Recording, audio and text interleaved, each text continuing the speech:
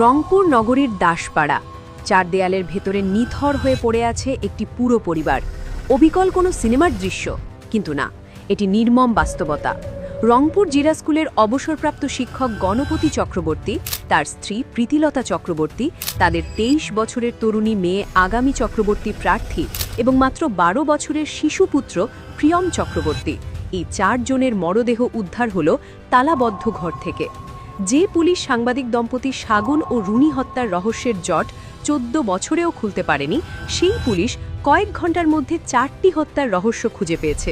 কিন্তু পুলিশের এই রূপকথার গল্প বিশ্বাস করছে না কেউ, কারণ পুলিশের এই গল্পের আড়ালে লুকিয়ে আছে এমন 7টি অসঙ্গতি যা স্পষ্ট ইঙ্গিত দিচ্ছে ঘটনা যতটা সরল দেখানো হচ্ছে, বাস্তবতা তার চেয়ে 100 গুণ বেশি ভয়াবহ ও চক্রান্তমূলক।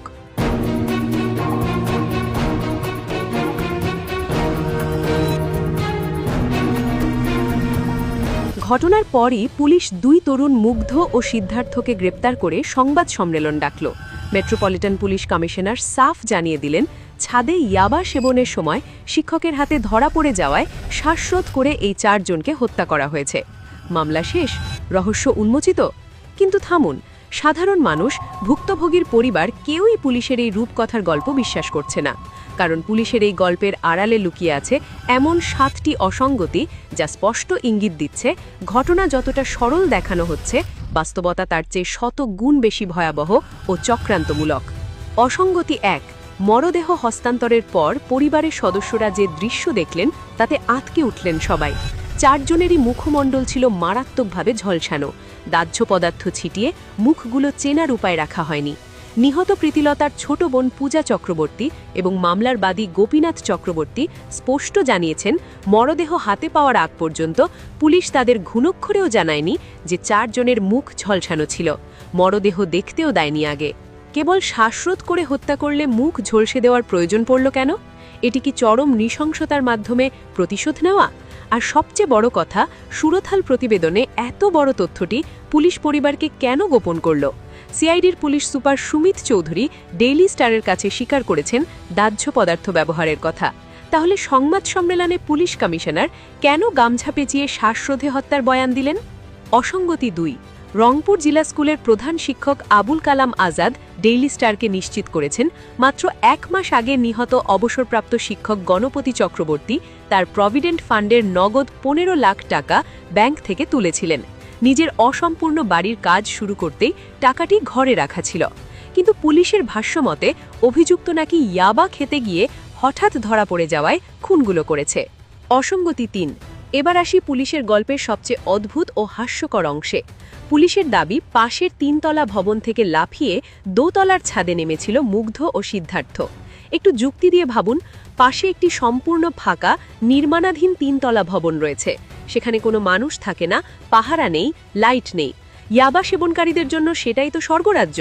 তারা সেখানে ইয়াবা না খেয়ে ঝুঁকি নিয়ে লাফ দিয়ে মানুষের বসবাস করা 2 তলার ছাদে নামতে যাবে কেন? আর 3 তলা ছাদ থেকে লাফিয়ে 2 তলার ছাদে নামা কি এতই সহজ? কোনো শব্দ হবে না, কারো হাত পা ভাঙবে না? অসঙ্গতি 4, এত ঠান্ডা মাথায় একের পর এক 4টি মানুষকে কোনো শব্দ বা প্রতিরোধ ছাড়া খুন করা এত সহজ? পুলিশের কাছে এই 2 তরুণের বিরুদ্ধে আগে কোনো চুরি, ছিনতাই বা মারামারির অভিযোগ পর্যন্ত নেই। কোনো পূর্ব অভিজ্ঞতা ছাড়া 2 সাধারণ তরুণ কিভাবে এত নিখুঁত ও নৃশংস পেশাদার খুনির মতো 4 জনকে একাই শেষ করে দিল? অসঙ্গতি 5, অপরাধ বিশেষজ্ঞদের সবচেয়ে বড় যে বিষয়টি চোখে পড়েছে তা হল খুনের সময় বাড়িটির বিদ্যুৎ সংযোগ আগে থেকে বিচ্ছিন্ন করা ছিল। যদি ইয়াবা সেবন নিয়ে গণপতির সাথে তরুণদের তাৎক্ষণিক কথা কাটাকাটি আর ঝগড়ার জেরে খুন হয়, তবে ঘরের বিদ্যুৎ লাইন আগে থেকে কাটা থাকবে কিভাবে? কথা কাটাকাটির মাঝে অভিযুক্তরা কি মেইন সুইচ বন্ধ করে এসে তারপর খুন করেছে, নাকি এটি ছিল একটি সুপরিকল্পিত হত্যাকাণ্ড? অসঙ্গতি 6, 4 জনকে নির্মমভাবে খুন করার পর খুনিরা কি করেছে জানেন? পুলিশের দাবি তারা নাকি দৌড়ে পালায়নি, শান্ত মাথায় ফ্রিজ থেকে শসা বের করে খেয়েছে, বাথরুমে গিয়ে ধীর স্থির হয়ে গোসল করেছে, আর সোনা আসল না নকল তা পরীক্ষা করে আগুনে পুড়িয়ে দেখেছে। একটি ক্রাইম সিনের মধ্যে এত সময় কাটানো, 4টা তারতাজা লাশ পাশে রেখে শসা খাওয়া আর গোসল করা, এটা কি বাস্তবে অপেশাদার তরুণের পক্ষে সম্ভব, নাকি সাধারণ মানুষকে ভুল বোঝাতে বি গ্রেড ক্রাইম সিনেমার মতো কৃত্রিম গল্প দাঁড় করানো হচ্ছে? এবার একটু মানব মনস্তত্ত্ব ও শারীরিক সক্ষমতার দিকটি বিশ্লেষণ করা যাক। একটি বাড়িতে 4 জন সদস্য উপস্থিত, একজন সুস্থ প্রাপ্তবয়স্ক পুরুষ, একজন নারী, 23 বছরের তরুণী সন্তান আর 12 বছরের চটপটে কিশোর। 2 জন মাত্র অভিযুক্তের পক্ষে কিভাবে সম্ভব এক এক করে 4 জনকে ঘায়েল করা? গণপতি চক্রবর্তীকে যখন গলায় গামছা পেঁচানো হচ্ছিল তখন যদি ধস্তাধস্তি হয়, তবে সিঁড়ি দিয়ে নামার সময় স্ত্রী বা মেয়ে চিৎকার দিলেন না কেন? 23 বছরের তরুণী মেয়ে কি প্রতিবেশীদের ডাকার জন্য একটা আর্ত চিৎকারও দিতে পারল না? যে দাসপাড়া এলাকাটি একটি ঘন বসতিপূর্ণ জায়গা, যেখানে প্রতিবেশীদের ঘর লাগোয়া, সেখানে 4-4টে মানুষ খুন হয়ে গেল, অথচ কেউ কোনো শব্দ বা বাঁচাও চিৎকার শুনতে পেল না। ভিকটিমদের কি আগেই চেতনানাশক কিছু খাইয়ে অচেতন করা হয়েছিল, নাকি ঘটনাস্থলে আসামির সংখ্যা 2 জন নয়, ছিল একদল প্রশিক্ষিত ঘাতক? পুলিশের দুর্বল গল্প, লজিক্যাল গ্যাপ এবং স্বজনদের তোলা যুক্তিসঙ্গত প্রশ্নগুলো প্রমাণ করে দাসপাড়ার এই 4 খুনের পেছনে গল্প যতটা সহজ দেখানো হচ্ছে, অন্ধকারটা তার চেয়েও অনেক বেশি গভীর। 2 তরুণকে সামনে দাঁড় করিয়ে কি মূল পরিকল্পনাকারীদের আড়াল করা হচ্ছে? আপনার কি মনে হয়, গ্রেপ্তারকৃত তরুণরাই আসল অপরাধী, নাকি এর পেছনে লুকিয়ে আছে গভীর কোনো ষড়যন্ত্র? জানান আপনার মতামত। ভিডিওটি শেয়ার করুন, লাইক দিন, সম্ভব হলে চ্যানেলটি সাবস্ক্রাইব করুন।